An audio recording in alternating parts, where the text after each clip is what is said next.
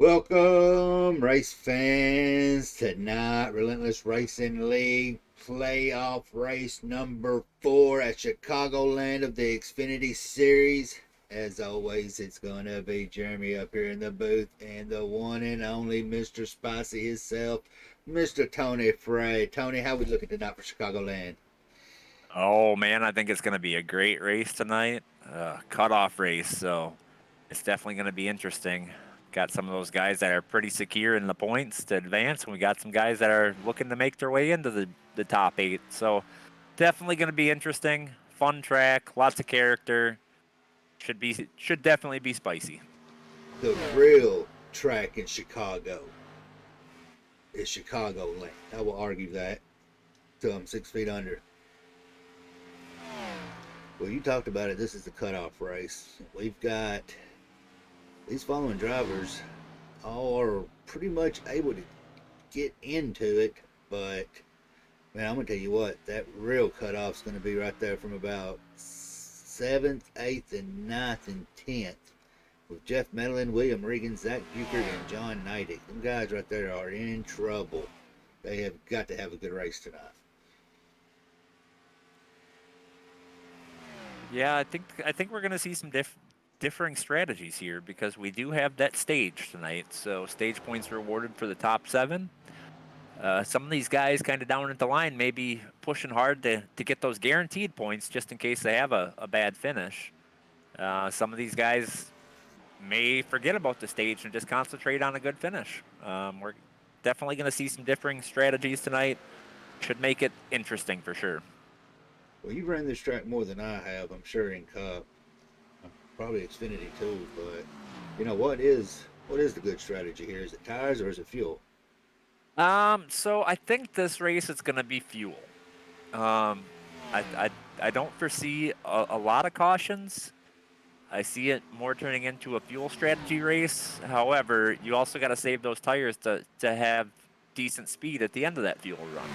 So I think it's going to be a combination of both. It's all going to depend on how the cautions fall and who pushes the issue and who pushes the issue too far.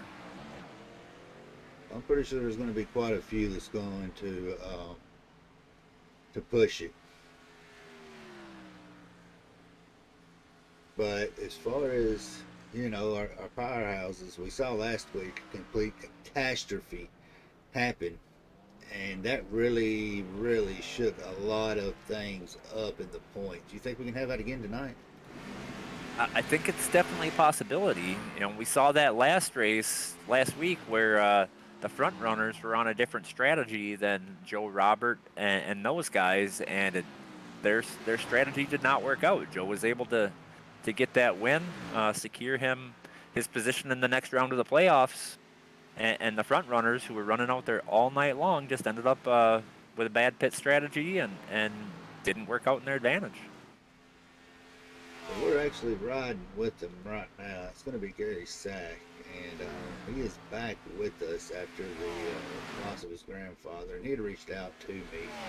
So, on behalf of his grandfather and hopefully the rest of his family, let's take a moment of silence before we go qualifying through practice and give our moments of respect to his grandfather.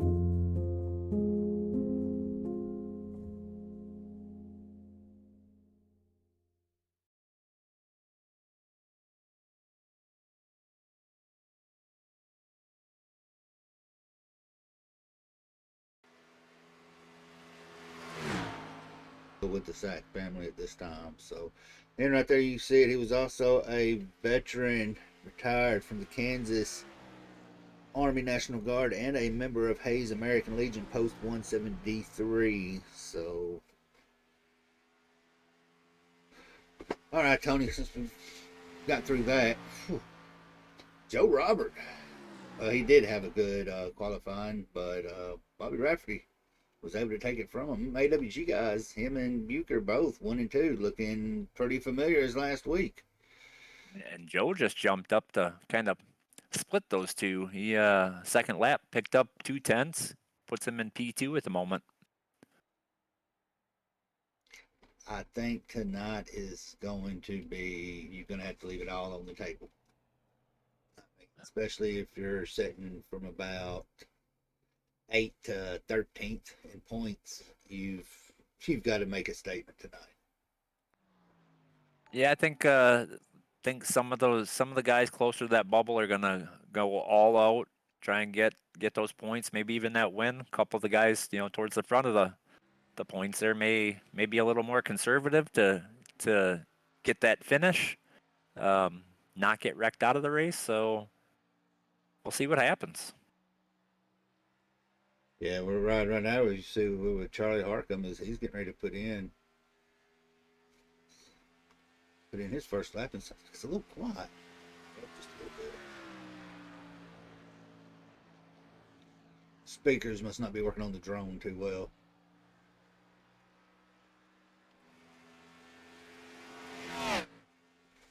But Charlie, he's been a power horse all season long, so it's going to be interesting to see if, him and Denson, if they're going to be able to compete like they was last week until, I guess you can say their race kind of imploded.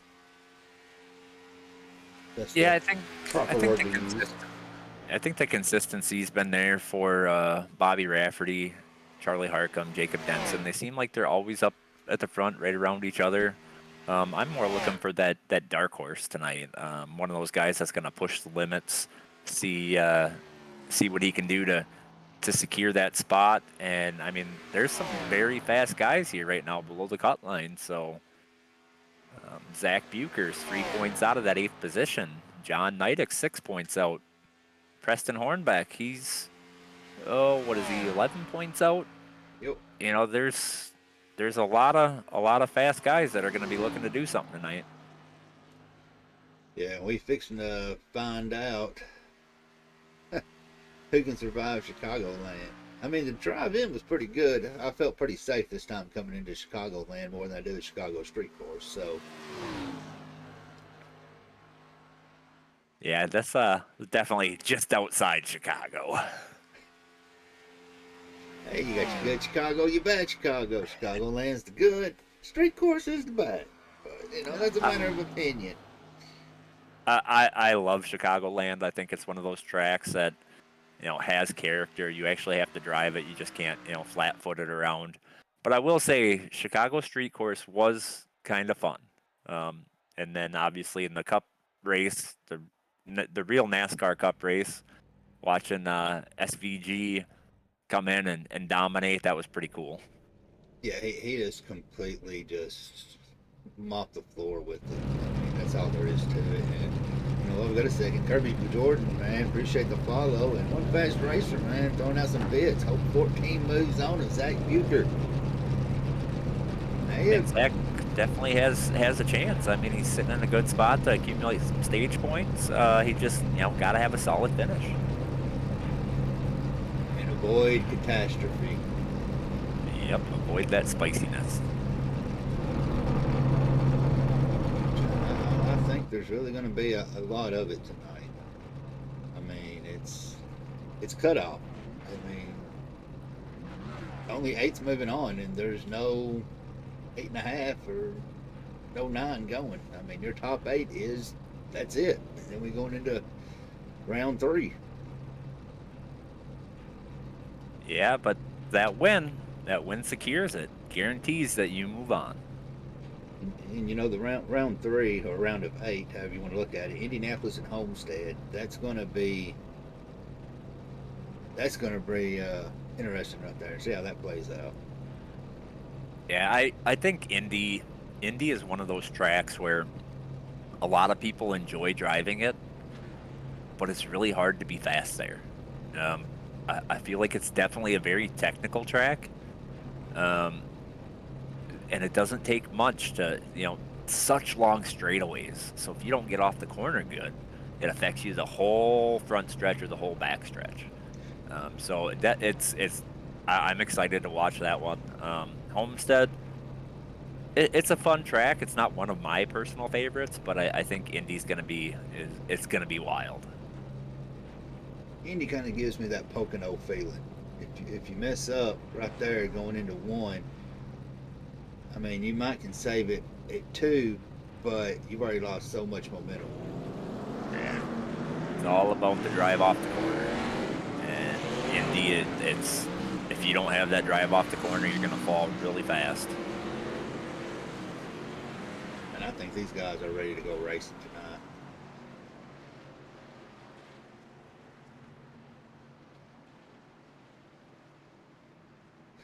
Dark horse. I'm throwing it out there. John Knightick. I did not think you were gonna go that way. I thought for sure you were gonna say Preston Hornbeck. Preston's going to be number two. I know I've been a Preston fan all season long. That boy has earned his way into these playoffs. He made it on points. He sure did. You can see over there on the side of their name. Some of them haven't, some of them don't. If they have a P beside their name, that indicates that they are a playoff driver. Plus, their banner is going to be completely different. Yeah, they should have a red and green banner if they are in the playoffs, assuming that they have the correct banner on. Looks like the majority of them do from my perspective, but yeah, it's about to go green.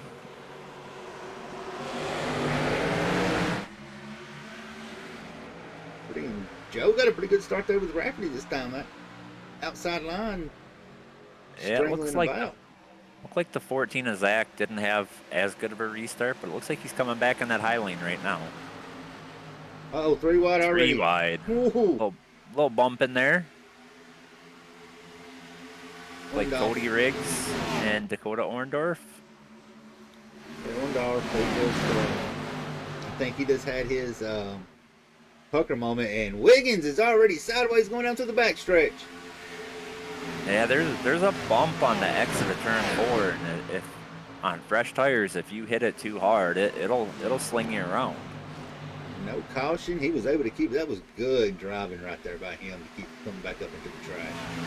And he didn't really lose the pack, so he may be able to work his way back up through the field here.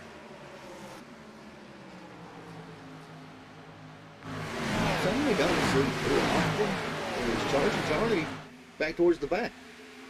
Yeah, that is definitely a little different from what we typically see there. We got a really good battle up here at the front. We got Joe Roberts working on that back bumper, the 77 of Bobby Rafferty. John Knightick's making a move.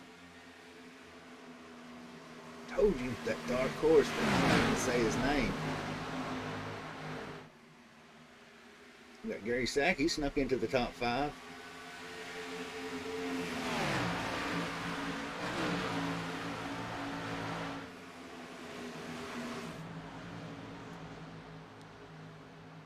It's like the leader's starting to put a little distance between him and second place here. Looks like he's got about 3 or 4 car lengths.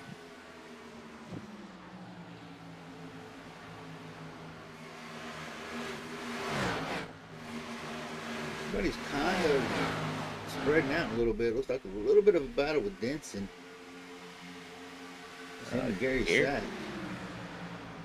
Yeah, Gary Sack is working that bottom line. He's able to get back around John Knightick. We'll see what John can do with that run off the high lane here. See if he tries a crossover move.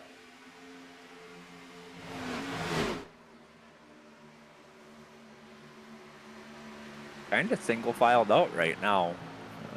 Few battles, but nothing really too drastic. 79's making a move on the 44. Please, Tony, tell me this is not going to be like the Sunday NASCAR race or like last week. It's very possible that it will. I mean, this is a track that could definitely turn into a fuel mileage race. Um, Definitely could be a strategy race. But, with this Xfinity series, we typically lately have been seeing that until the end. That is true. I'd expect some pressure on Benson right now. You got a little pack of 5 right there. Harkin's trying to catch up with Rundolph and Regan and be up over his teammate. And it looks like about 5th place to 8th place, or they're kind of right around each other there. Little pack.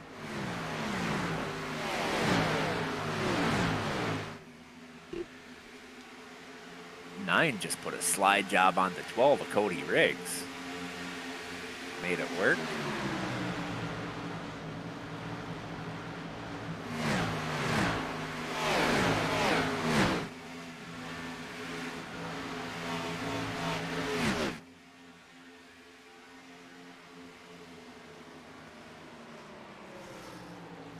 Joe's keeping him underneath the second half. Just look good. Starting to, I guess, lose the leaders. Yeah, and I'm wondering how much of that is the dirty air. I was out there racing a little bit, testing a little bit, just to see how the car felt, and I didn't notice too much with dirty air, but it could definitely play a factor here.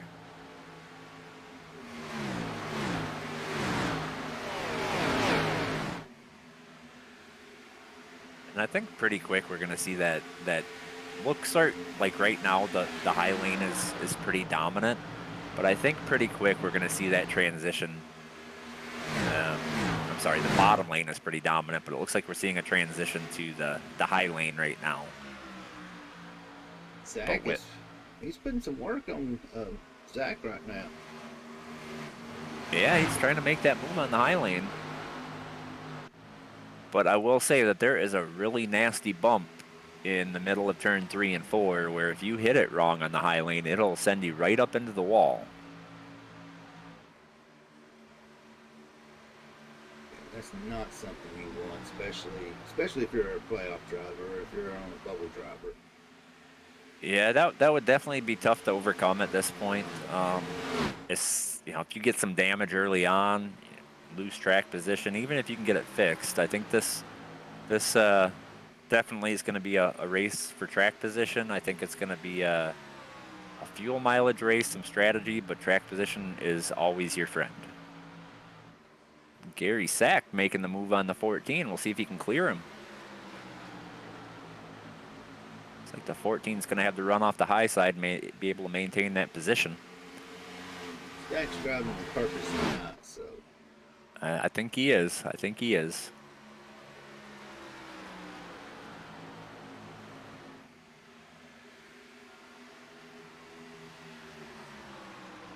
Since we kind of have a pretty good run going, we're going to take it real quick and give a shout out to a couple of our sponsors. We're going to have Whiplash Sim Cams, who brings us all these cams you see, Swag Designs, and Martin Sports.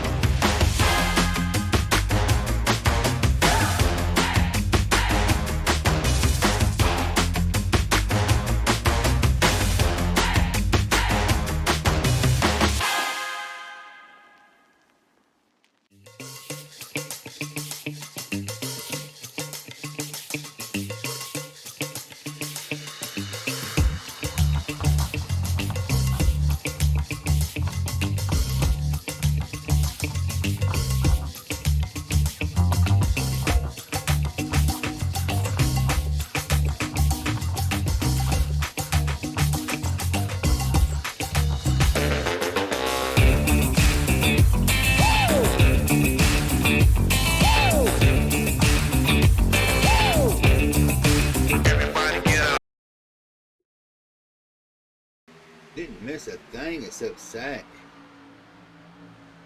He finally got around him. Yeah, Gary, about 3 laps ago, coming off a turn two, he hit the wall slightly with his right rear, and that kind of allowed a couple of these guys to get around him.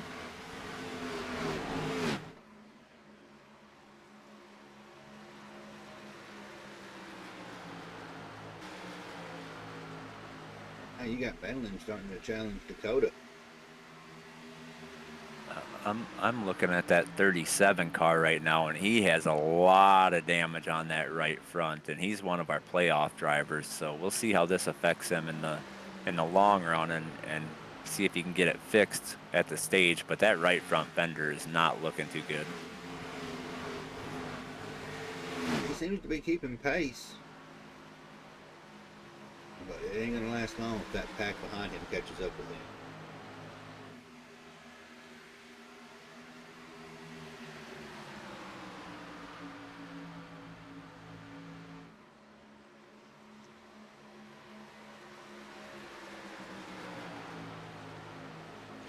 Denson up 6 spots. He's trying to catch Rafferty. Well, I think he has to. He's trying to secure that playoff spot. I think he's going to push as hard as he can, try to gain as many positions as he can before that stage comes out at lap 40. Hopefully, get some stage points there, and gives him a little more security. As it goes right now, Regan's on the bubble. Bucher, Nidek, Preston, and I'm not seeing Colt out there. I think he's still unavailable. Yeah, and with Reagan running where he's at, the downside is 2 of the cars he's racing against are out in front of him and are going to get stage points. He's sitting in 7th right now, so he'll get a stage point. But if it was to end right now, John Nidek would get 3 stage points, and Zach Bucher would get 4 stage points. So that would kind of close up that gap pretty significantly. Yeah, because they're all, Mellon, Regan, Bucher, Nidek, and Hornbeck, they're all within about 8 points of each other. So, I believe that was Gary Sack just went down pit road, brought another car down with him. I didn't see who the other car was. I think it's Greg Rogers. And I'm wondering and here Brady Pierce. It's a strategy move. I believe it is. I think the fuel window here is 30 to 35 laps. May be able to stretch it to say 37, but you are going to have to stop in this first stage without a caution. If a caution comes out, oh, we got a spinner. Pit road looks like the 13 of Eric Warman. That's not how you want to do, especially it being green flag. That's going to cost him a lot of time and a lot of track position. Well, Rafferty's came in on the pit, so that's going to leave it back over to Robert.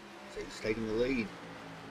And when Gary Sack came down pit road, I believe he was speeding and he got a black flag, so he will have to serve that penalty, and that's going to kind of take him out of contention, at least early on.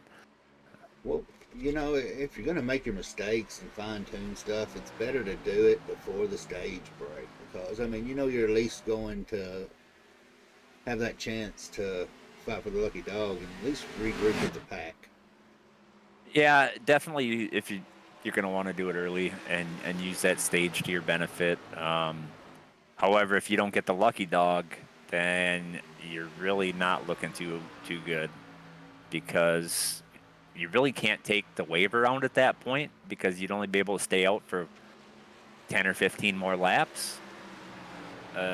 So I don't really see that as being in a fuel window, but I don't know.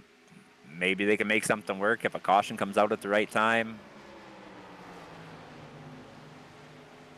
Bucher's coming into the pits. That's a new Joe out there. Your top 9 have not pitted yet. Be Robert, Miles, Riggs, Hornbeck, both Hornbecks, Wiggins, Sprundle, Gibbs, And you see right there, Rafferty is setting point for Lucky Dog.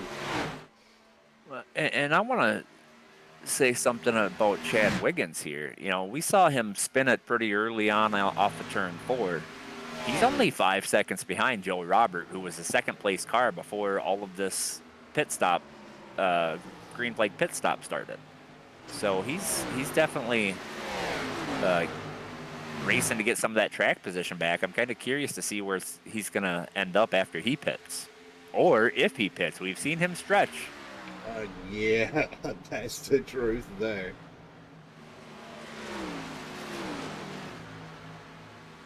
I'm just wondering how many more laps that 6 car of Robert is going to push it. I don't see him making another 14 laps. I think if you were going to make it that far, you'd have to be saving from the green flag. And Joe was up there racing with Bobby early on, so I don't think that was the case for him. And I think the time on the fresh tires is definitely going to, I mean, they've lost, over a second a lap here with their worn out tires. So he's giving time up on track if he can't stretch this to the stage.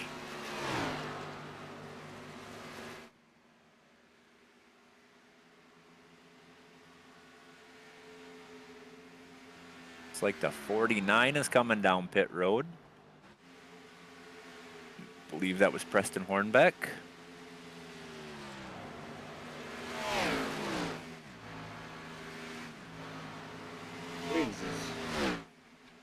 Riggs is still after it. I mean, he was saved through the round of 12, but he ain't through the round of 8. He's sitting 5th right now. So he's got to have a fair decent here because those points they're so close. Yeah, but I think he has a little bit of cushion, so he can be a little more conservative.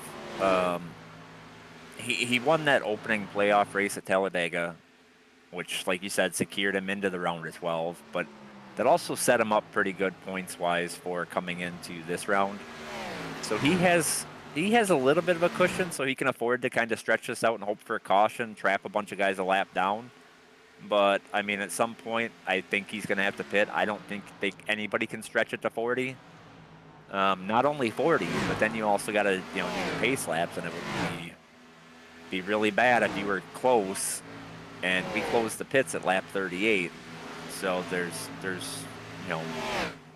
essentially 3 laps where you're not going to be able to pit without penalty.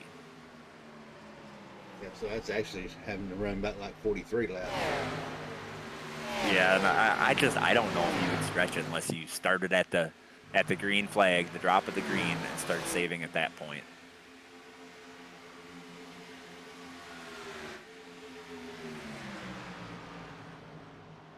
We got Madeline Hornbeck out for position, so amongst it, lap down. We've got a lot of cars a lap down right now. It looks roughly 11 cars are 1 lap down, 2 cars 2 laps down. We only have 7 cars on the lead lap at the moment. A caution would be bad right now.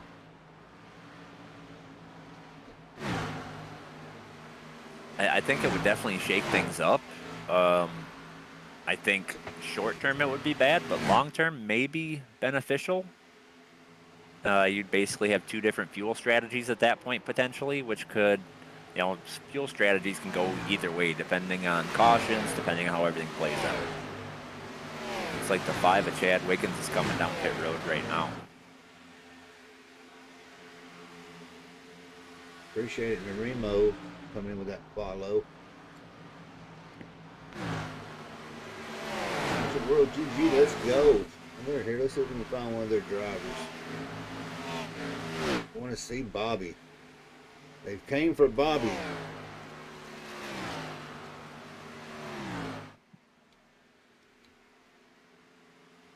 Bobby was able to race his way back onto the lead lap after making that green flag pit stop. Looks like he will more than likely be sitting second once this plays out. We'll see Joe assuming finally. assuming that everybody in front of him still pits and is not able to stretch it. But I would say if Chad Wiggins pitted, I don't think they're going to be able to stretch it.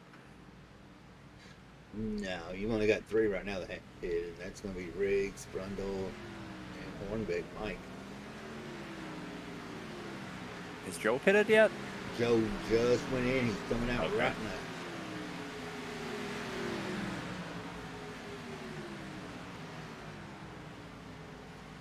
See Jordan Miles cutting down on the inside. He just came out. He's got some fresh, good years. Sounds like Cody Riggs and the 12 car is coming down pit road this time. Yep, Hornbeck's already in. So these guys that stretched it all the way out, I'm wondering if they're going to stay out at the stage. Try and flip that track position.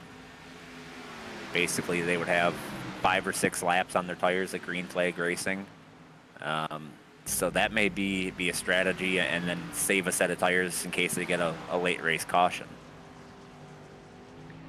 Yeah, Suckiest Bobby may be fast at any track, but man, he's got some stiff competition in here with Denson and Harcum, Robert, Bucher.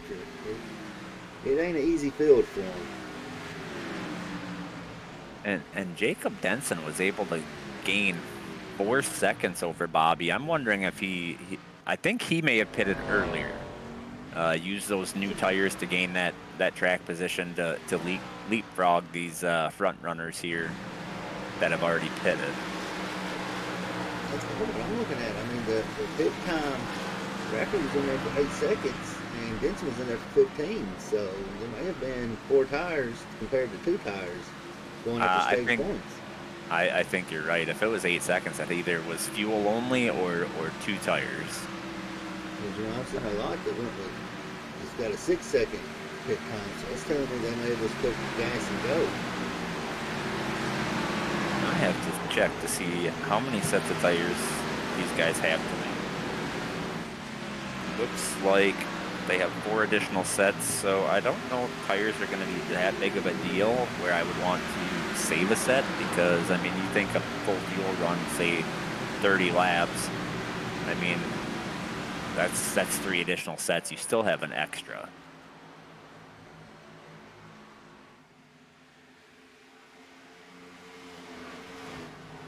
Looks like one of them is showing out. Maybe a SDK error. Looks like he's showing on my screen as still out there racing. Looks like he's sitting at about 16th. The green flag pit stop seemed to have cycled out, so we have 19 cars on the lead lap right now, and only 2 cars 1 lap down. That battle for the lucky dog is going to be between Gary Sack and Jim Mott.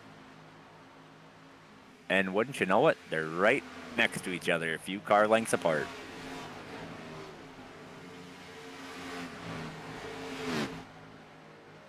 Tell you what, right there's the one to watch. Knighted, he's sitting on that last stage point in the 7th, and he's pretty much all by himself.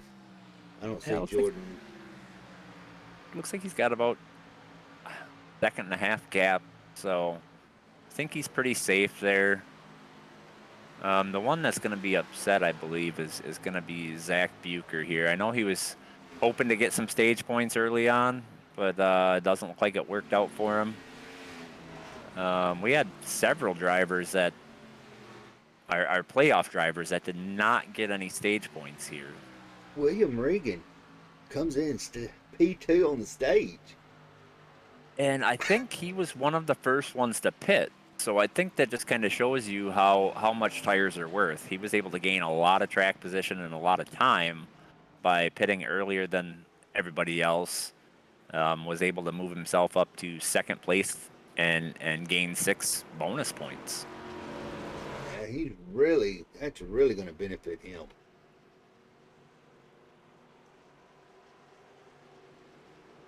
I mean, especially with him being right there on the bubble. He finished ahead of Medlin, which Medlin didn't get no stage points. So that may shift it up right there. I think that's definitely going to change it up. You know, we had Jeff Medlin, Zach Bucher, Joe Robert, who's already locked in, so he's not too worried about stage points. Cody Riggs, Preston Hornbeck, Eric Warman. Um, those drivers did not score any stage points here, where Jacob Denson, William Reagan, Bobby Rafferty, Charlie Harcum, and John Neidick all did. I would have just took me personally. I would have just took a splash and go. I mean, if you're pitting that late around 35, 36, just splash and go and, hope for the best. Don't worry about getting tires. We got a few laps to be in there. Yes, but I think a lot of that depends on what your tire strategy is and how many sets. If you want to save a set, if you want to maximize your time on new tires. I think it's just different strategies that would make that decision. Me personally, depending on the position that I'm in, I'm probably going to be a little more aggressive and want those fresh tires, especially if I'm around the bubble. I'm going to cut that first stage right in half and get fresh tires at around lap 20, just so I can maximize my time on those tires. And I think then after that you got to be a little conservative, just to stretch them out a little bit. But I don't know. I think we just have two different strategies going on right now, and we'll see which strategy prevails at the end of this race. Right now, the way it looks, if it plays out, I think William Regan's going to be control car. It looks like Pete, he came through the pits, but I don't know. He may have. I'm not sure what happened with that. It's showing him in pit road for about 1 second. 14 only got lefts.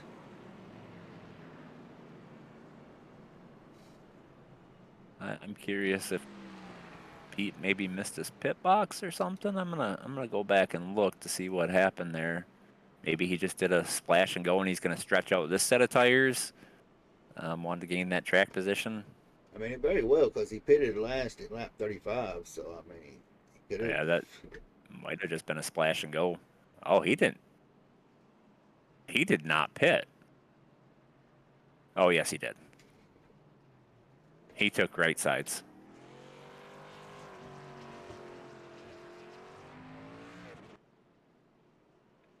Two guys up front on the restart. We've yet to see him in this position. That's going to be Pete and William. Neither one of them we've seen them on the front row on a restart. So it's going to be pretty interesting, especially when you got Rafferty and Denson behind you. Oh, you know what happened, I think, with Pete? He took 4 tires, but I think where he was at in the field and where the iRacing opened the pit road maybe allowed him to cycle to the front that way. I think that's what happened, because I just watched him in pits. He took 4 tires, but nobody else was on pit road. So I'm thinking the pit road opened right as he was coming by, and when everybody else came by, he was already out of the pits and caught up to the pack. So I'm thinking that's what happened. He got the benefit of an iRacing glitch. Well, get him how you can.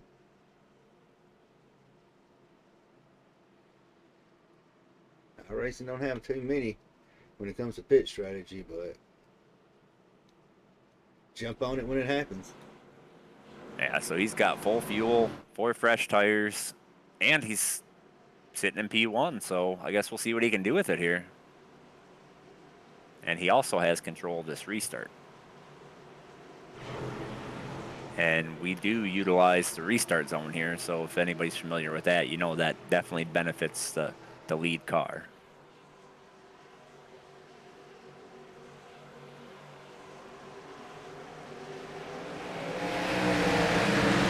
Pete gets a really good jump there. Yeah, he did. He timed that one just right. I think he even caught Bobby off guard on that one. I think he did. Here comes Rafferty and Denson.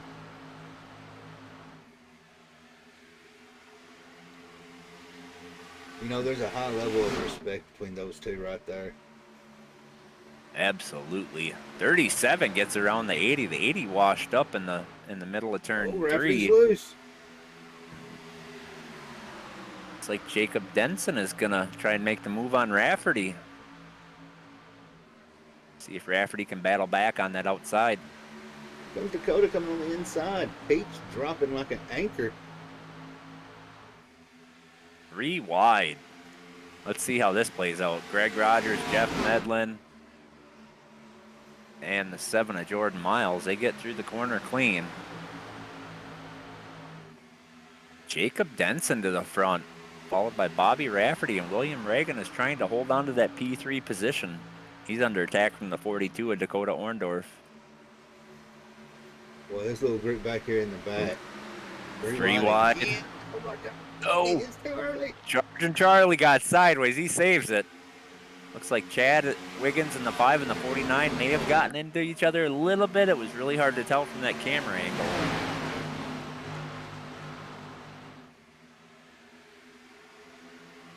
Y'all ain't even halfway through yet. Save it. I think that 80 car is just kind of holding up these guys, and they're passing them, one by one, but they're double file behind him. Yeah, Medlin's not in the position he wants to be right. At 14 is Zach Bucher is just trying to get by these guys, hoping that they stay lined up, the 80 and the 28, so he can get by clean and not have to worry about it. Oh, my anxiety is through the roof, Tony.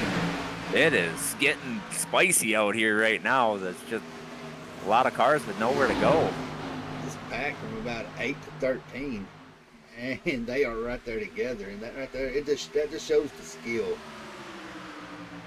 and precise driving that these Xfinity guys have. Oh, 49 in the wall.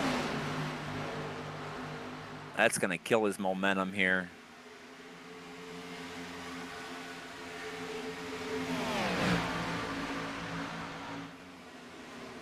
There it is. There it is. 80 in the 9. Oh, is that Gary Sack that got taken out there? Was involved.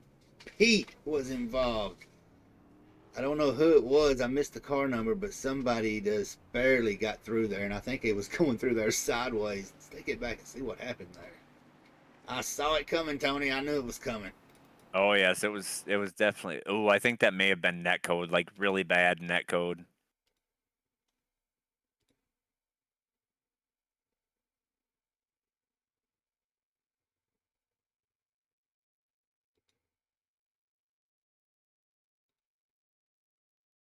Yeah, that's looking like net code. That looked like a lot of net code. I'm trying to tell if the Mont? 44 got into that at all. Oh, the 9 was in it. No, 44 got lucky. Jeremy Gibbs got lucky. Greg Sack ate it. The 99 of Mont, it looks like he got some damage. Warham got some damage. Saying, chat's out there saying Mott. Let's go cockpit view with Mott.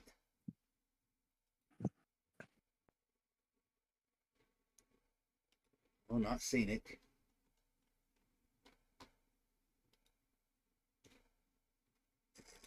Mott had damage. He's out of. Looks like he's out of the race. Oh, he's still in there. That 99, Brady Pierce.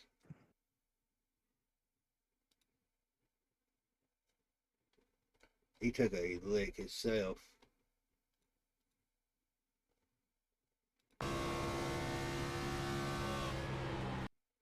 I'm watching that cockpit view right now of Jim Mott.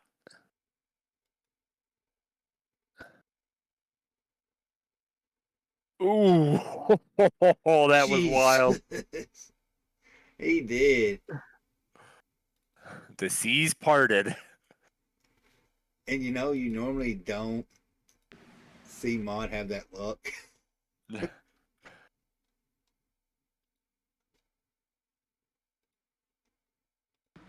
That was wild, and that took out some of our playoff drivers there. Eric Warman was involved in that one. His cars, he'll probably still be able to run, but he's not going to be very fast at all.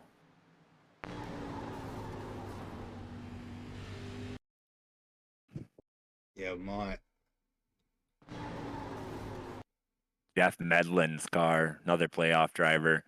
Front end is completely ripped off of that car. No bumper, fenders are all beat in. Can see his radiator. Took out some Midland. I pretty much say that right there does. That pretty much just wrapped up his chances to the round of 8. I mean, unless something crazy happens, I agree. I think the fortunate one here was the 44 of John Nidek. He was almost in that within inches and was able to escape by no damage, or if he does have damage, it's very minimal. That could have been very bad for John. I think he got lucky. Well, I saw his car kind of like I couldn't tell if he got hit in the left front or if he turned the wheel to avoid a car. Yeah, see this right here missed him, but right there I'm not. Yeah, I think he just turned the car hard. Was able to keep the car clean and live to fight another day. Yeah, because that was close. And it looks like Gary Sack is retiring out of the race. Yeah, That there lick wasn't he much took, left. yeah, that lick he took was pretty hard.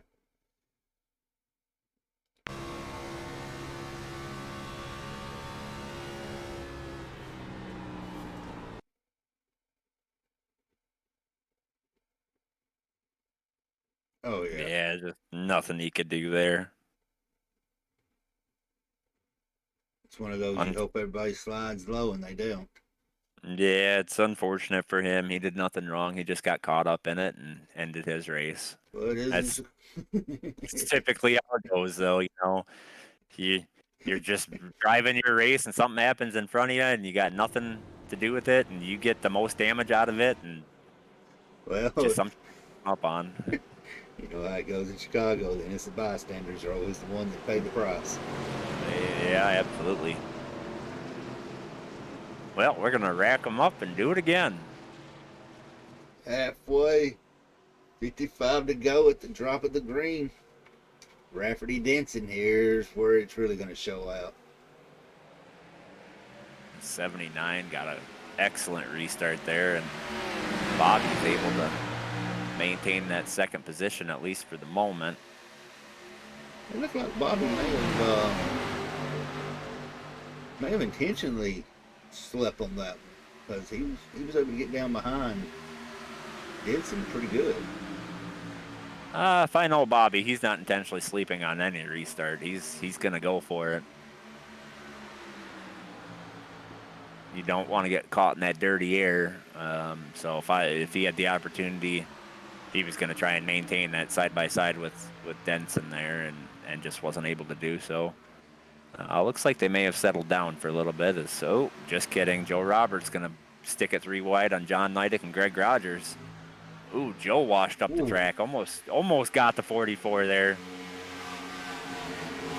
Still got a lot of racing, Joe. Settle down. Oh, we're halfway right now. We'll see the action pick up. I'm sure. You know, we're gonna have some people in desperation mode here probably in the next 40 laps.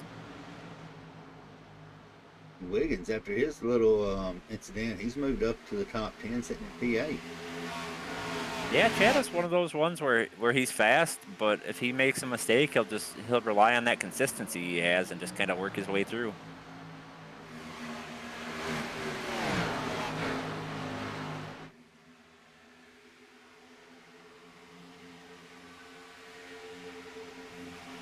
Sergeant Charlie, he's making the move. He's trying to get around Dakota.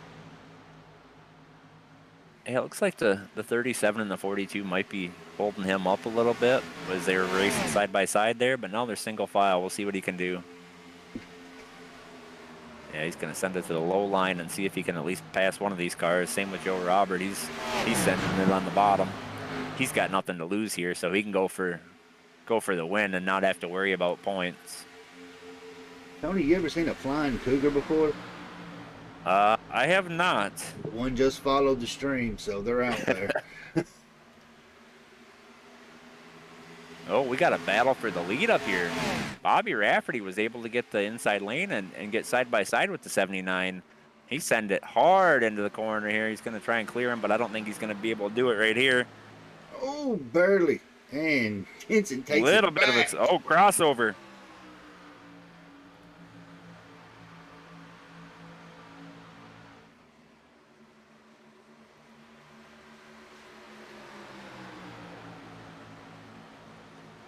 Bobby's going to have it here. He's going to have the momentum off the high lane. I think he'll be able to complete the pass here. Drove it just a little bit deeper than the 79, but the 79 carries a little more speed through the middle of the corner. This is what people have came to see, the battle right here. You've been watching all season, Denson and Rafferty. They are definitely putting on a show up there at the front.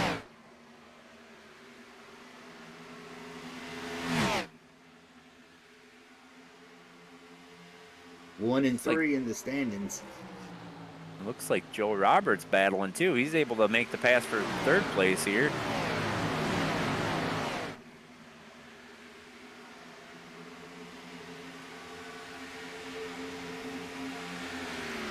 Tony, I want to go out on a limb and hope it stays this way, but you know what? We're doing a little bit of green flag racing, so over the years, we're going to turn it up just a little bit.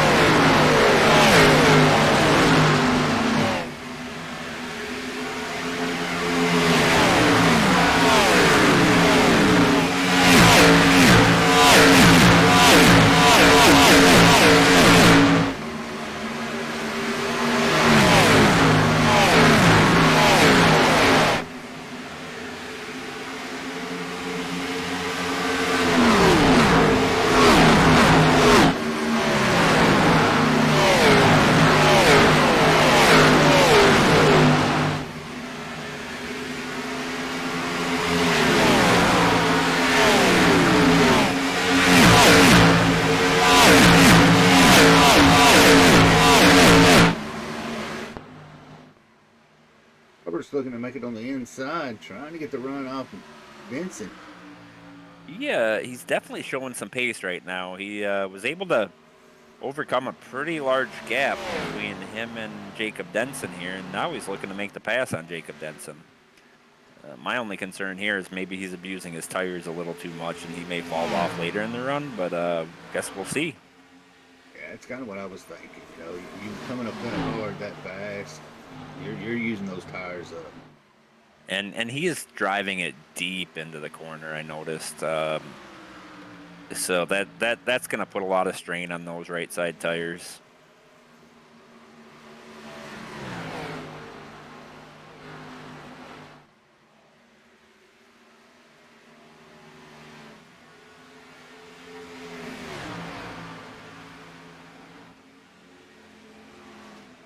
He's throwing it on the inside, trying to get that lap. He's going to try to get him a point for leading the lap. I think he's already got that during the green flag pit stops, but he may be going for that. He may be going for that extra bonus point for leading the most laps here. He's got a lot to catching up to do.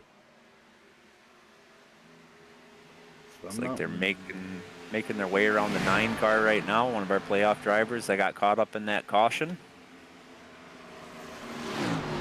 Joe couldn't get him on the inside, so he's going to try him on the high side. Joe was saying earlier that he did like that high side. He was able to make the pass there.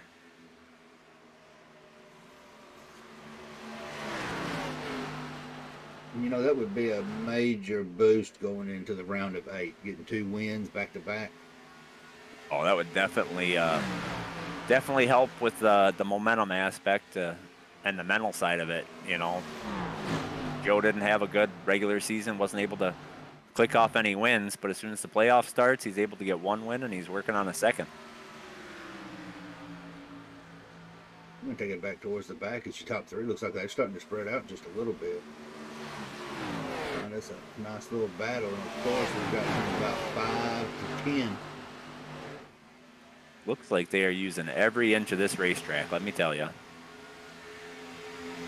Just because it's a mile and a half long, I mean, it's a mile and a half wide.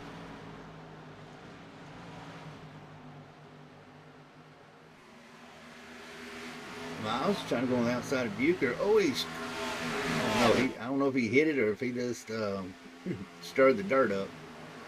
He was, if he didn't hit it, he was definitely very, very close. This pack of 6 right here is put on a good show. And Charging Charlie, he's just kind of hanging back.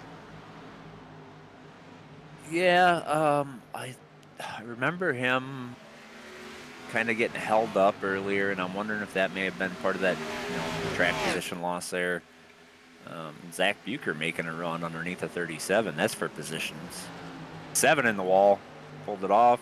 No harm, no foul. Keep it going. Well, I bet you Charlie did not want to see that. Cody Riggs in the wall. Charlie is seeing everybody hit the wall. He's probably thinking, please stay up there. Do not come down on me. Bobby Rafferty making a run on Joe Roberts, going to make the pass. I think Joe burned up his tires. And they may have baited him for that. Well, we know Joe. You hang a carrot out in front of him, he's going to push as hard as he can to get that carrot. Oh, yeah. Eric Warman, one of our playoff drivers, just disconnected.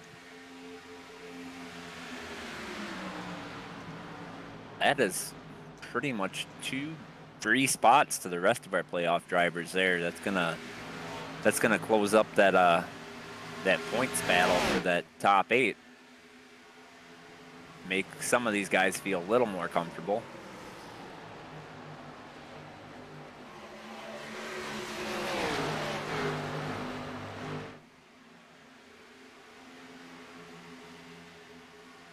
Zach's able to stay up there in P4. That would be good for him being right there on the bubble area. And I think that's exactly what Zach needs to do. He doesn't need to just go overboard and push as hard as he can. He just needs a solid finish. He missed out on those playoff points, so we'll have to see how all that plays out. But if he can kind of maintain a top 5, he's probably going to be okay advancing. If he can get a little further up, obviously that's a couple more points for him. But he's doing what he needs to do.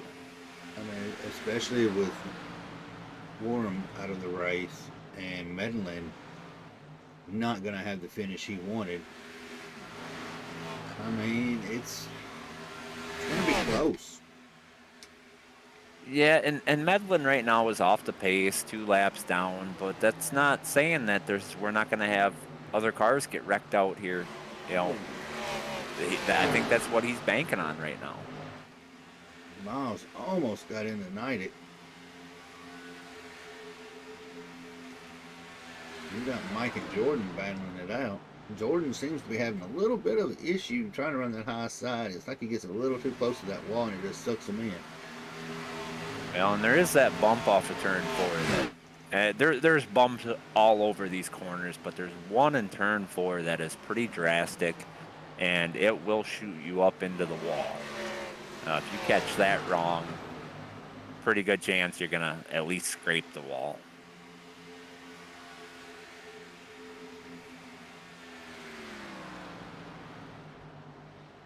Zach Bucher under attack from the 5 of Chad Wiggins right now.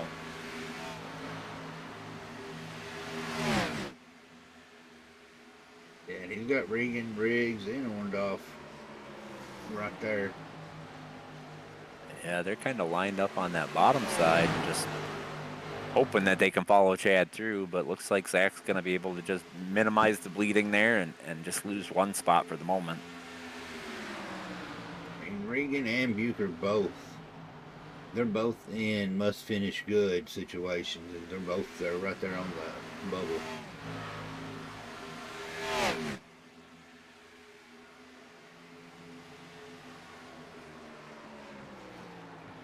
Denson was able to get around Joe. Yeah, Joe's trying to battle back on that high lane, but I don't think he has the tires. Rafferty's pretty much opened it up. Nearly a 2-second gap. Yeah, and I imagine that we're going to have green flag pit stops here pretty quick. Most of these guys pitted on or around lap 40. Those caution laps, extended the fuel run a little bit, but they got to be getting close to running out of fuel here. When we see Rafferty and Denson both diving into pit. And Joe stays out. That's kind of what he did on the last fuel run as well. You got Exile Sports, B&H. That's that battle that just doesn't go away. The Exiled Esports and the B&H Racing guys, they're always there, always at the front, battling each other.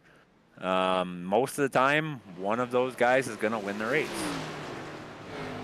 37 and the 5 coming down pit road. Oh, 37's coming in fast. I don't think he got it slowed down in time. He did not. He got the black flag.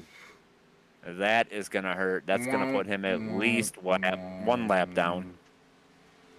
That is not what you want, but that's what Bucher wanted right there, because that's going to possibly leapfrog him up a position.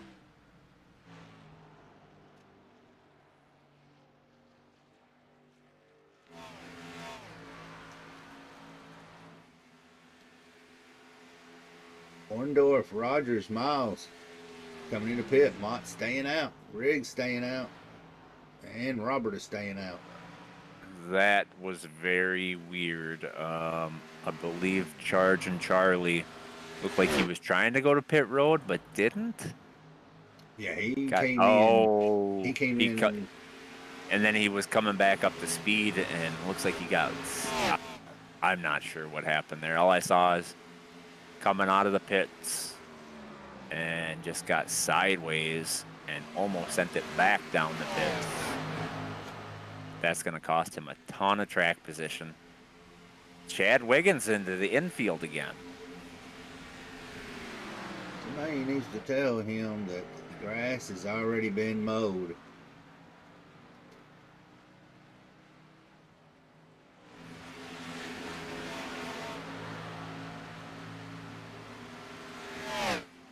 But I will say, Chad's just out here running for a win.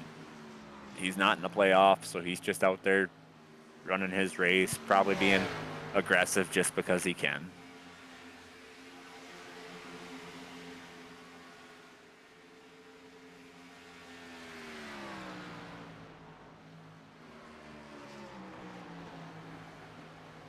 Robert's stretching it out on fuel as Rafferty just got around him and got his lap back. And Denson was sideways when we went to him. And I'm wondering if that's kind of Joe knowing that if he pushes too hard, his tires are going to, fall off. So maybe he's trying to just have fresher tires at the end. Running this one long as he can, and then he'll pit and have, fresher tires and see how it plays out, because he has nothing to lose here. No, we got 26 to go, so, I mean, it's Mott up there getting him a point for leading a lap.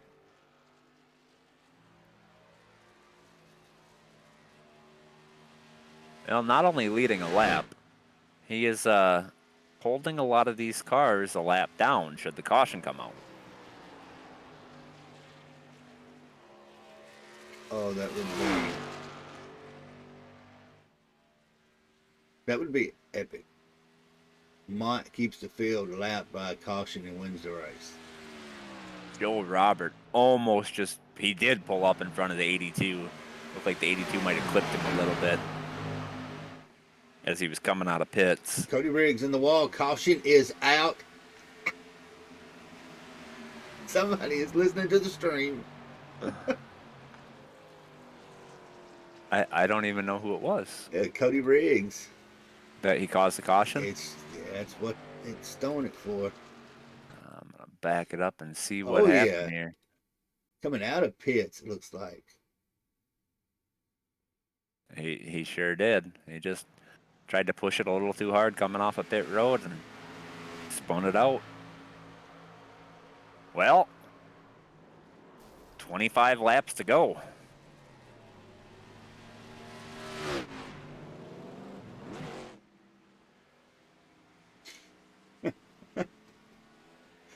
At least he didn't take Yeah, anybody with him. that is true. And Gary, I'm not for sure, but he is the leader. I Yeah, believe he does have a pit.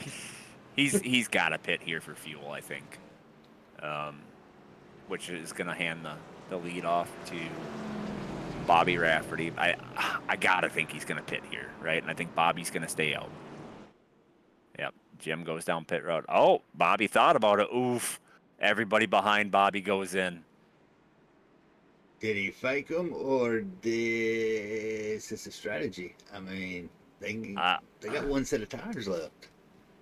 I don't know. I mean, I think Bobby was watching that mirror and saw them dive off at the last minute, and then he was maybe, realized he was too late to do that as well. I don't know. I don't know how this is gonna play out. Everybody that's pretty much right there in the playoffs is in the pits. I mean, you got Denson's in there, Bucher's in there, Harkin, Robert, Neidig, Hornbeck, Robert. Rafferty did. So these guys are going to have a little bit fresher tires. And more fuel. I don't know. I'm not sure what lap Bobby came in on. I assume he'll be able to make it on fuel, but he won't be able to be as aggressive as these guys behind him on fresh tires. And there's only 4 cars behind him. If there was 10 or 12 cars behind him, then he'd be sitting a little better off, with this strategy call. But they only have to pass 4 cars and they're on him. So we'll see how this plays out. I don't know, man. This is one of those ones where it could go either way.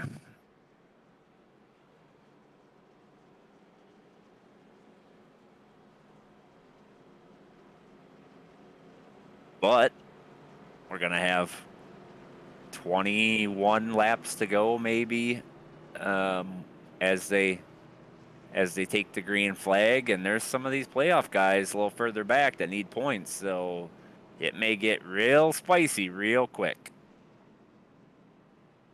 Yeah, I think Rafferty's at the point where he can't pit because he's going to give up too much. But at the same time, everybody behind you's got tires.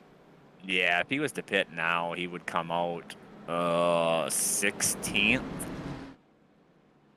So you're right. He can't pit now. He's just gotta roll with it and hope it works in his favor. I think what he would like to see is maybe another Caution. another quick caution. Click off a few more of these laps, and then maybe his chances would be a little better.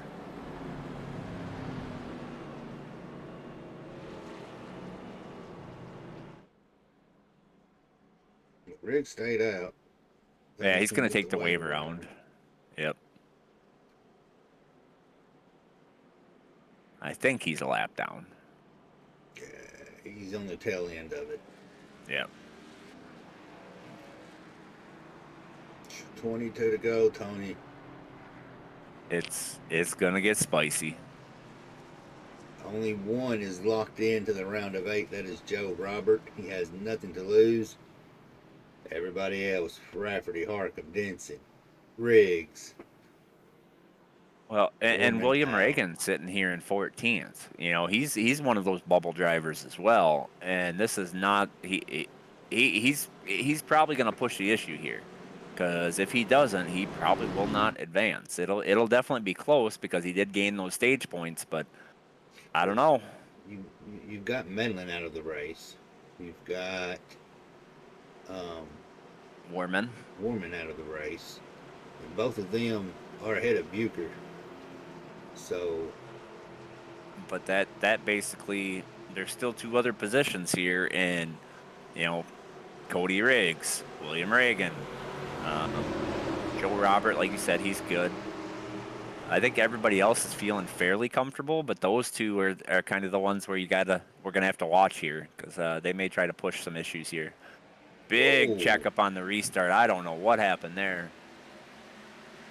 Wiggins seems to be dropping. It's on the high side. Wiggins had a slow start. Denson and Harkham both got caught up behind Oh, him. Joe was all over the nine. Is it the nine? No, Should be the seventh. Or the I think that may have been Mike Hornbeck. Yep, Joe was all over his bumper. well, that restart shook everything up. Yes, it does. Yes, it did. But Jeff Menlin's chances looking to the rounder eight, they're pretty much out the window if Regan and Bucher finish the race Yeah, ahead of them. it's pretty grim right now. Definitely pretty dark. Just because the position he's in. We'll see how it all plays out. We'll try and get those points updated as soon as the race is over and let everybody know.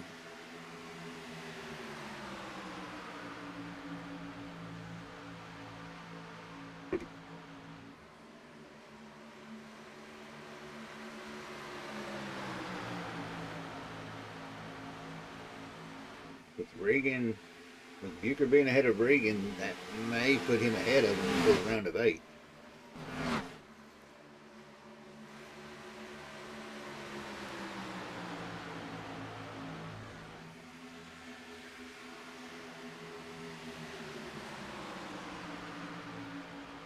I did not see what happened to the 79 there.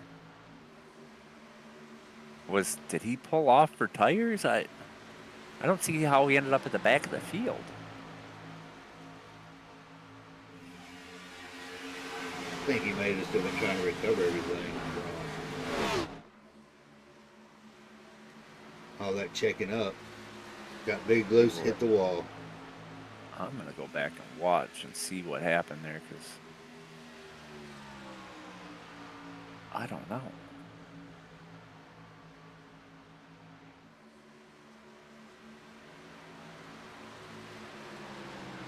You know, that possibly with Denson, his finishing in 14th, that dropped him down towards the lower half of the round of eight.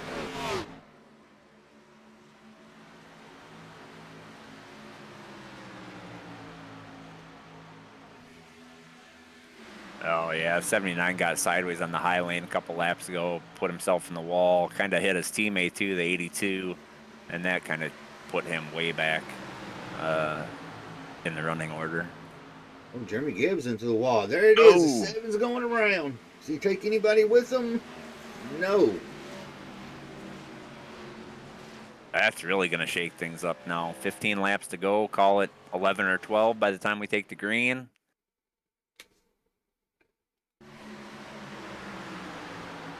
Well, it looks like Wiggins and Miles got into each other. One drifted down, one drifted up. Yep, that's what I see as well. Charge and Charlie got some damage out of it.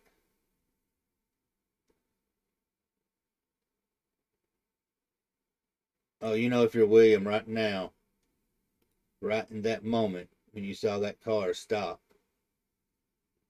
your playoff dreams may have just went out the window for a second in your mind. But I'll tell you who definitely took advantage of that was that 14 of Zach Bucher. He's up to P2. Right there behind his teammate. Is Exile going to make this a 1-2? It's very possible. Charge and Charlie's kind of out of the mix. A little bit of Got damage. Jacob Denson, he's in the pit. You know what they're doing. And we've got a few cars that came down pit road that are lead lap cars. Looks like 5 or 6 maybe. Robert Hornbeck, Rogers, Regan, Riggs, Denson. And of course, Miles will be in there fixing damage. Yeah, Mini Poor Madeline. He ain't getting that podium this week.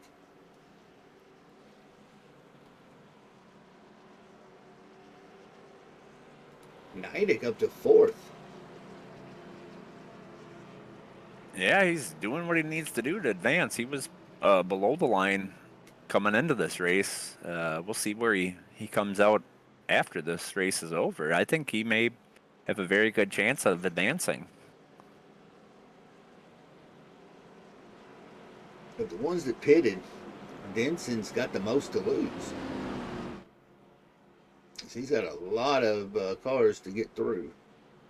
Yeah, but I believe he scored several stage points, and he had a fairly nice cushion coming in, so he still may be okay.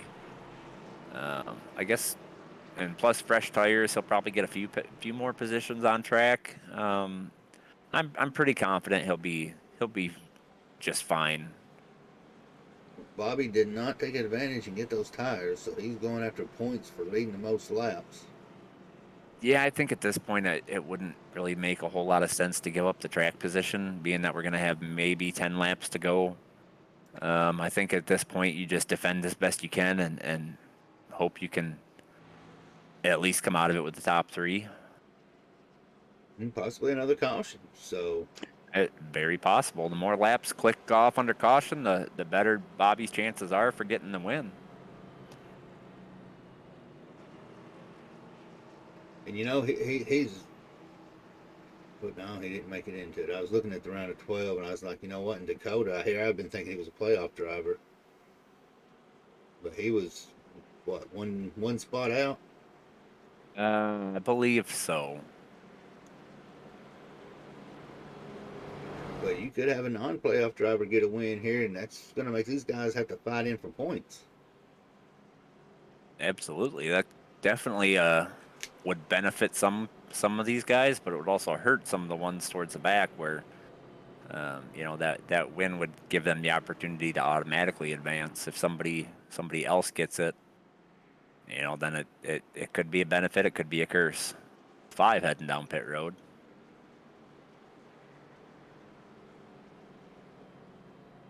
Rafferty, Bucher, 1 and 2. Dakota and Nidek's going to be 3 and 4. Hornbeck, Preston Hornbeck, John Nidek. I mean, it's there, Tony. I can see it. Hey, anything is possible right now. Especially they've all got about nine laps fresher tires than Rafferty does. And then from about 7th back, they just came out of the pit, so they're running on pretty fresh ones themselves. About 8 to 9 laps is when those tires actually start coming in good. So I would leave about a 2 lap shootout.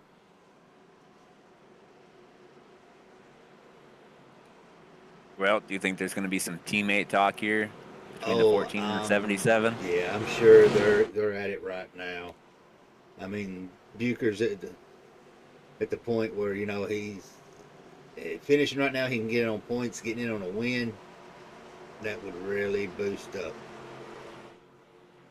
The only thing you don't want to do here is take each other out. That's exactly, because that's going to ruin it for both of them.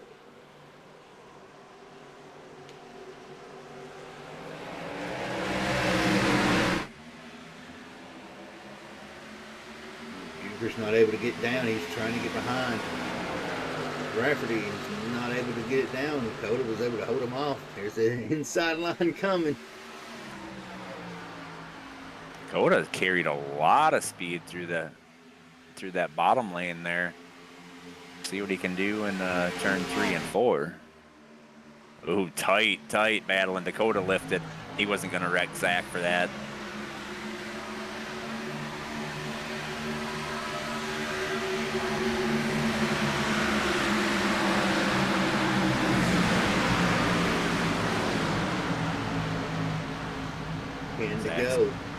Zach's going to secure that second place and might bring the 44 with him here. 44 on the high line, trying to make that pass on Dakota. Joe Robert right there, too. This would be the finish Nidek needs. Yeah, if he can get a podium, that really helps his chances advancing. I think it pretty much secures it. As long as he doesn't get taken out here. And, Joe, he's going to send it 3 wide. I have to say, Joe stayed away from him on that one. Yeah, I think it made Dakota a little nervous, and he washed up into 44. 44 may have a little bit of damage, but he's not done racing yet. Now he's kind of stuck in the middle.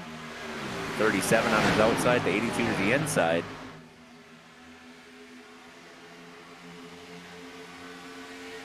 That'd have made me nervous, and I ain't even out there. I started sweating.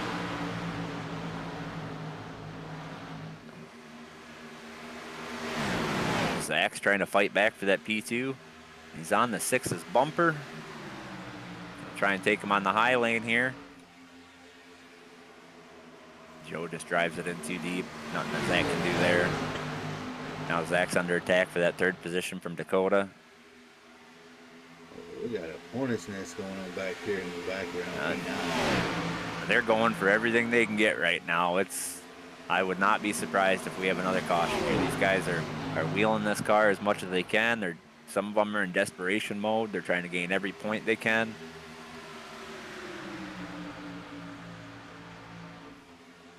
And Nidek, I'm sure, is just like, leave me alone. I want to survive.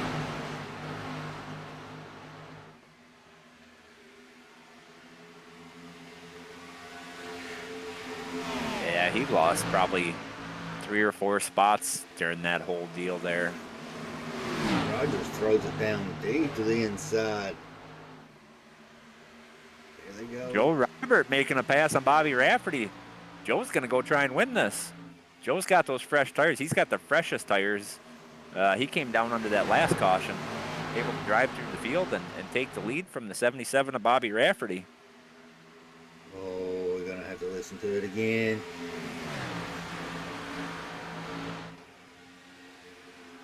Five to go. I think Joe's in the driver's seat right now. You know, the freshest tires, sitting at the lead.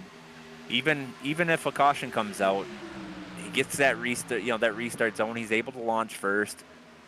This is falling perfectly into his hands right now. 37 making a charge here. He's trying to get third place from Zach Bucher.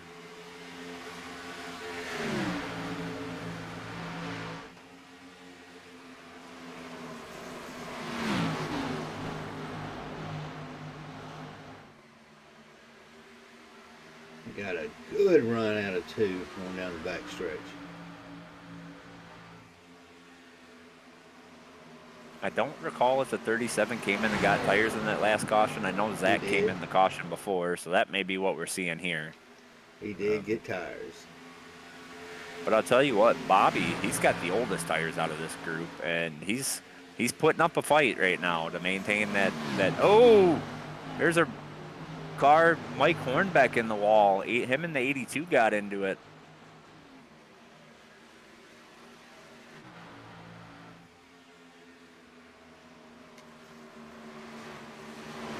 That would really help his playoff jump.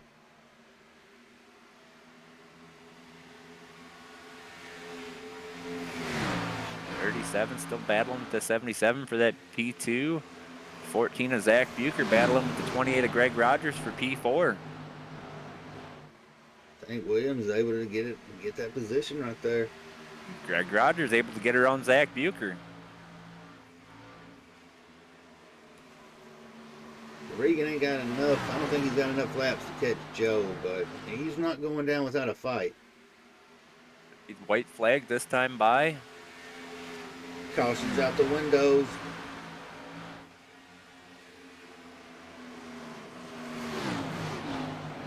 Back-to-back playoff wins. I believe that's going to be one for the Relentless Racing books. Yeah, I mean that's quite the achievement here. Especially in this Xfinity series, these guys put on a great show. Very competitive, very fast. It's very hard to win back-to-back races, let alone in the playoffs.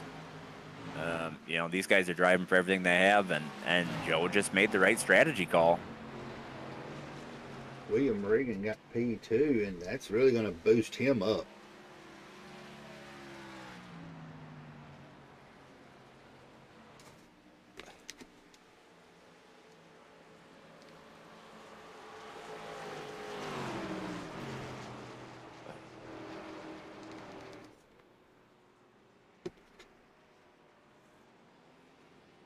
Well, that was a race right there. Yeah, that That was that got spicy at the end there. back to back. Oh, we're never gonna hear the end of this one.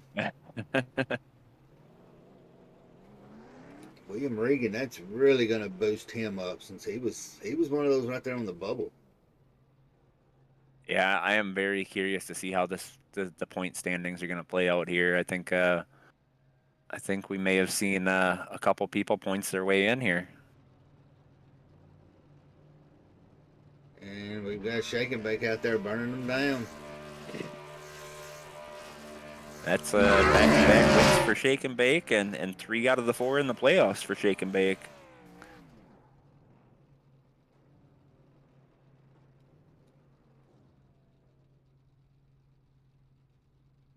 Ooh, we're gonna give everybody a second, and we're gonna get up here with those podium guys. Robert Regan, I believe that is his first time in the podium this season. Uh, for some reason, I'm remembering him. Negative, he has got to win. Yeah, I remember him getting that win earlier in the season.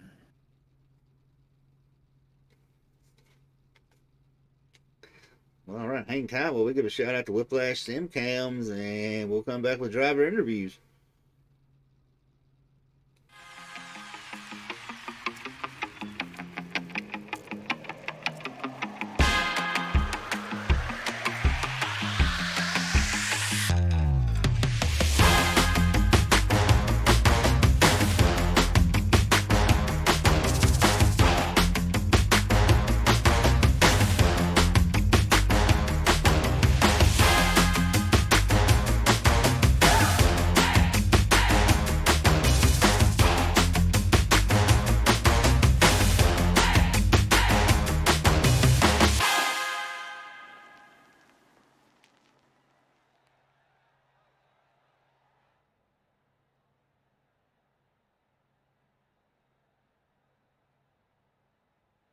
All right, we've got the man. He led. I'm pretty sure he led every. I'm pretty sure he got bonus points for leading the most laps, but a P3 is not too bad, especially when you're on 30 lap older tires than the rest of the field, pretty much. But Rafferty, man, congratulations on P3. You are making it into the round of 8. Yeah, just disgusted and dejected with myself. I'm being completely honest with you. If somebody could point me in the direction of the golden horseshoe that Joe Robert has crammed up his rear end, I'd appreciate it. Tony, I'm gonna let you follow up with that one. And it's, congratulations to him, but it's 2 weeks in a row get beat by strategy. It's tough, man, but I got to take my hats off to him. It gets frustrating. But, Zach, I believe, is into the round of 8 as well. That was the goal for tonight. We're locked in. Hopefully our luck will turn around here. You talked about strategy there. It almost seemed like you were maybe a little indecisive on that one pit stop there on whether to come. What was your thought process there? I knew we'd make it on fuel, and I didn't expect for the entire field to come down. I'm glad that Zach wasn't behind me and behind Jacob.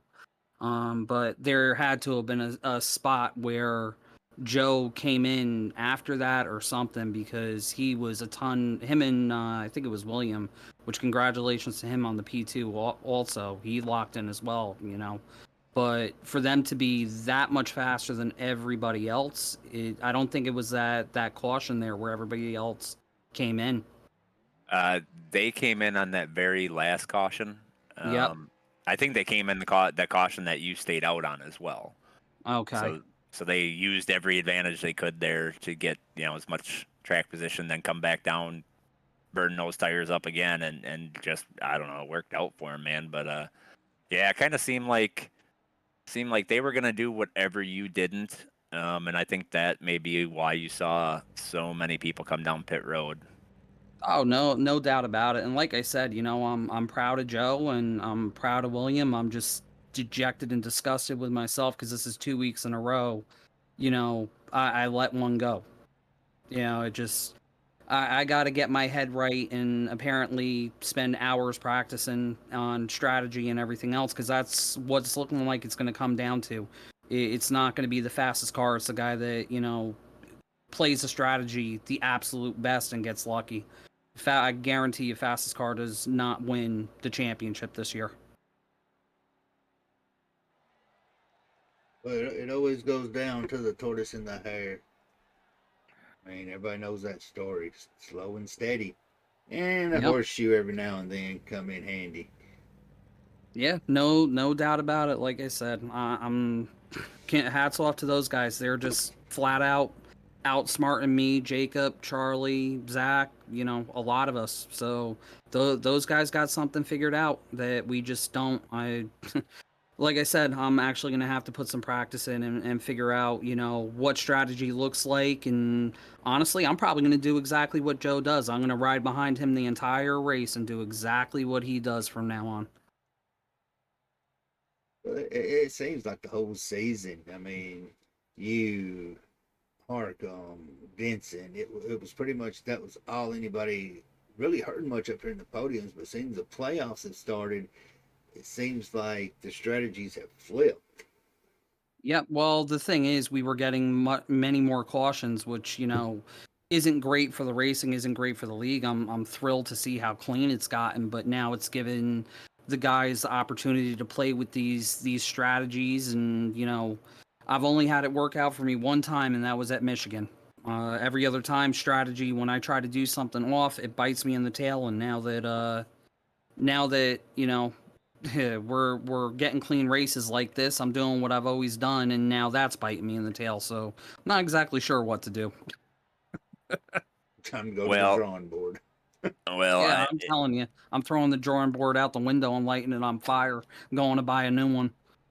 well, if anybody can figure it out, I'm sure you can. So definitely have faith that you'll be there when it comes down to the end, the championship race. So We'll we'll congratulations. And, we'll see if these guys keep doing what they're doing, Tone. I'm telling you right now, I don't think me, Jacob, Charlie, or Zach will be in the final four I unless mean, we figure it out. you're leading the points that kind of gives you a leg up into the next round. You're gonna have the most total points at the reset. So you still got the advantage there. Consistency's paying off. I have no doubt you'll be there at the final four. Well, we will see. And awesome to see Joe back up to 12th. Did you run down the list of the guys that made it in? Not yet. We'll do that after we conduct the driver interviews here. All right.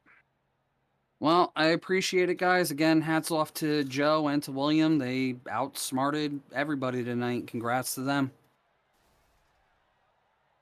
Well, man, you know how it goes. You got the shout out, so Yeah, hit us with it. of course. Got to thank Exiled Esports, Ancient World Gaming, Premier Racing Setups, Next Level Racing, Simrap Market, Sordog, Cutscene, Advanced GG, Design the Void, FGR Excel, my teammates, as well as I got to thank you guys over at Relentless for putting the league on. And got to thank Worm and Southern Broadcast Racing Network for putting on the broadcast every single week. You guys do a phenomenal job. I can tell right there you've been talking to Antonio because he's the only one that calls me that. Yes, I ain't sir. been called that since the Xbox days. You're welcome. He said hello, by the way. All right, P2, not to cut him short on anything, but you know what? He's been up here once with a win, and that P2 finish, Tony, that bumped him. If I'm looking at the points right, that moves him up into fifth. So, William, you are heading to the round of 8, taking it to Indy. How you feeling, man? Oh my goodness. What a race. I cannot believe that I was able to pull off a second place finish. Chicagoland has been circled on the calendar for me since the beginning. Sucks that NASCAR actually got rid of this track because I've got most of my wins here. That last green flag pit cycle, I got in too hard. I got a black flag, and I thought my race is over.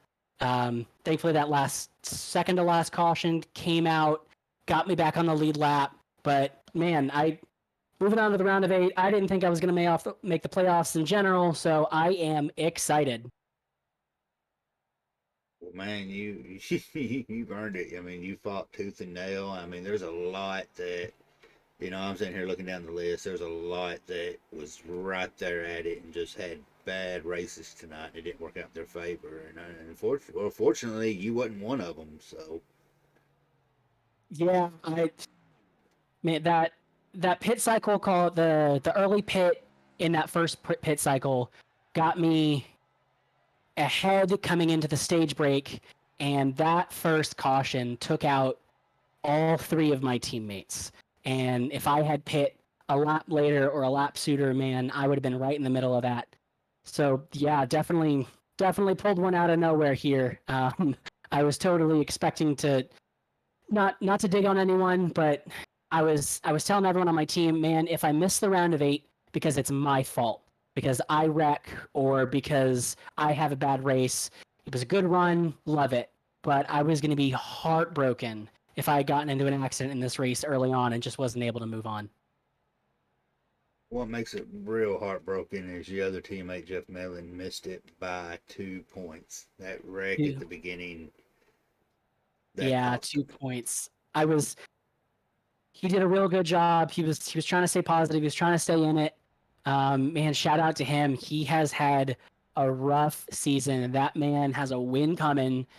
He's got the speed. He just gets caught up in stuff that's not his fault. I am so happy to be his teammate. He's taught me so much. He's keeping my head level. And honestly, it should be him here instead of me. Man, you earned it for the night. So tonight it is you, and tonight the shout outs are yours. Yeah, I'm just gonna give this one, like I said, to Jeff, but specifically to Gary. Gary has been my team owner for the last 3 seasons. He's the one that got me into this league, and to be able to come alongside him during this time has been so humbling. And I just want to say that I'm proud of him, and I'm proud to be a part of his team. Well said. Well said. Well, man, enjoy. We're going to send you down there with the rest of the Omnia Motorsports team and let y'all do some celebrating and get a strategy figured out for Indianapolis next week. Yeah, that strategy is pray and don't wreck. That's about it. It worked tonight. Maybe you can get Joe's horseshoe and get it 2 in a row. And you might have to steal that from him.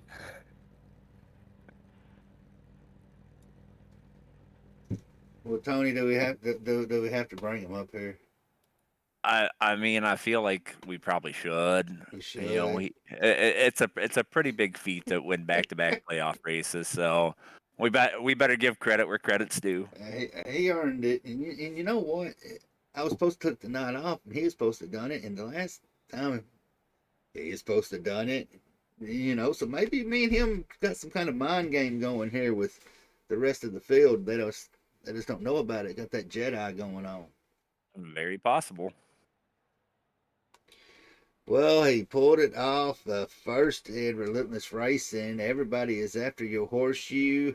You have, Joe. You done it back to back in playoffs. You know you're going to the round of 8 now. Well, we're second in the points. We got Cody up into in the playoffs too. He's in the round of 8 too. Very happy. Same deal as last week. We're not gonna win playing Bobby's games. We're not gonna win playing Jacob's games. We got to innovate. We got to do something different. Cards fell more perfect than I could have asked for. The last 40 laps was such an up and down mentally. We're on 5-lap newer tires. I'm like, this race is going to go green for a while. Went green. Leading Bobby by like 7/10, wall it like an idiot. I was so steaming mad. We pit. The lap that we come out of pits, caution comes out. A lot of people, they were out there for like 5 laps. They pitted, burned their last set. I did not pit for tires. I only fixed damage. I knew it was fast. had to fix the damage. I told Cody, you know what? I need a caution to come out in 10 laps. Caution came out in 10 laps, put on the final set, and yeah, we did it. Woo! Well, Back to back. yeah, like Tony said, we got to give credit where credit is due, and you may want to watch yourself because you've got a few that's coming after that golden horseshoe you've got. Oh yeah, Bobby's telling me, oh, I'm just gonna copy you. Um, I guess we're gonna have to not let that happen. Although we'll see what happens. Well, going into Um, Indy, how you feeling for there? Bobby's quick. Um, we need a similar type of strategy run today. Same for Homestead. I'm not too confident in Homestead. Two tracks. I mean, Indy feels all right. I have nothing wrong with Indy. I don't feel great about Homestead, but we need the strategy to come out. We need a good strategy. We're not going to win on pure pace with Bobby. Bobby's very fast at Indy. Um, we want. We do not need Bobby to do good at Indy. If he does good at Indy, we're going to get smoked. So the goal is to have a good run with me and Cody and place good and do what we can to have a good finish. But our our main goal is just doing whatever the top guys don't do. I guess the strategy's working. I was early in the season we did a bunch of strategy calls. They didn't work out. Now they're working out. They could very well backfire on us next week. But whether they do or not, we'll do what we think is right in the moment, and we hope it will work. I know I'm a top five. I was top five in terms of speed today. Um, we had that ability for today to where we didn't have to worry about points. Could just go out there, try to get speed, try to get greedy. We got greedy and did good. Well, I mean, technically, you could do the same thing next week, right? Go out and win that one, then you don't have to worry about Homestead. Um, yeah. Um, we'll see where the cards fall. We don't. I know some people may be thinking, that we sit here with a program and calculate every single possibility. We come in here, run some practice laps, okay, this is what we can do. And if a situation comes, we're just like, hey, does that sound reasonable? Yeah, it sounds reasonable. All right, let's do it. And hope that the scenario that we need to come of it happens. Like, if that caution didn't come out after a green flag pit stop, second stage, would have finished good, 101. Um, even if that caution didn't, even if that caution didn't come out the final caution, would have finished good, 1 of 1. So everything went perfectly. We used what we had left over, and we got a good finish. Well, whatever you're doing is working, so keep it going. Congratulations on the win tonight, and you know the deal. You got your shout outs. Well, got a Pepsi scheme today. Uh, we ran for Gary's grandfather last week. Today I figured I'd run for mine. He loves his Pepsi, so shout out to Grandpa. And I think last season we ran an M&M's car for Grandma, so got some wins for both of them. So shout out to him, and so shout out to the grandparents, Grandma and Grandpa. Shout out to everyone watching. I saw one of my friends, James, in the chat. He chatted me after a race, so thank you, James. Cody for being such a good teammate. I know I might frustrate him a little bit with my talking, but it's fun. Never. It keeps me a little more sane, I guess you could say.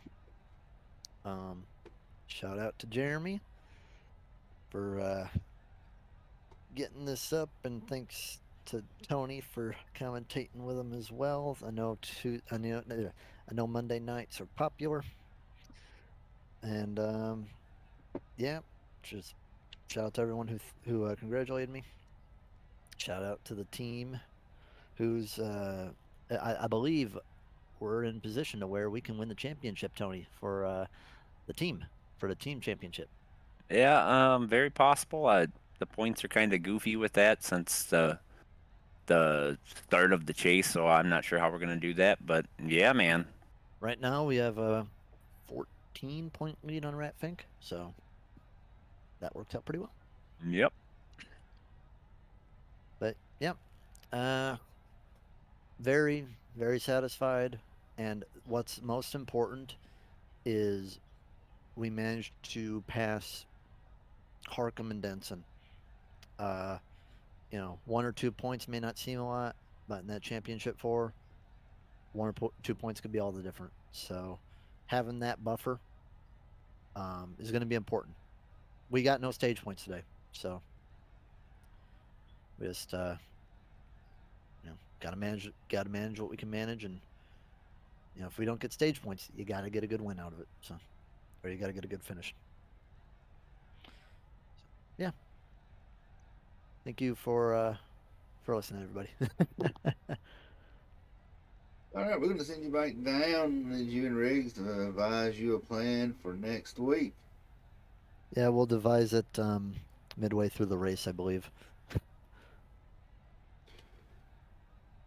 He's going to be celebrating winning it back to back. As he should. Well, Tony, next week, Indy, the round of 8. They are locked in. We've got Rafferty, Joe Robert, Jacob Denson, Charlie Harkham, William Regan, Cody Riggs, Zach Bucher, and my dark horse pick to win tonight. He got that last spot, John Knighted. By 2 points. Man, it's going to be wild at Indy next week. I hope you're ready for it. So Indy is going to be a blast. Going to be a lot of action. Those corners are flat. That wall will jump out and get you. It's going to be a great race. Well, everybody, until next week where we pick it back up at Indy, make sure y'all tune in tomorrow night as the trucks are in the midst of their playoff run. I believe that is going to be at Auto Club with the Championship 8. So make sure you catch it tomorrow night as Joe and Isaac's going to be up here in the booth. Me and Tony's taking the night off. So till then, stay safe. And I don't know, what's that word I'm looking for, Tony? Oh, I think it stays spicy. We can do it. Y'all keep it spicy and stay safe. We'll see y'all next week.